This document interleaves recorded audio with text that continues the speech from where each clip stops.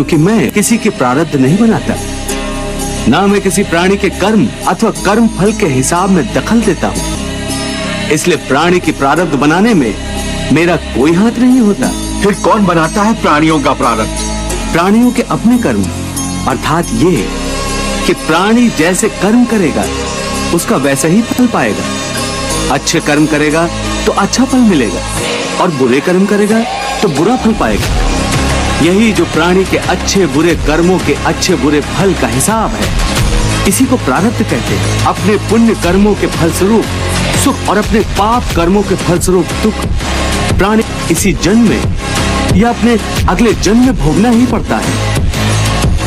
कर्म का ये अटल विधान है, इसमें कभी किसी के साथ अन्याय नहीं हो सकता। हे अर्जुन, प्राणी का कोई भी कर्म नष्ट नहीं होता।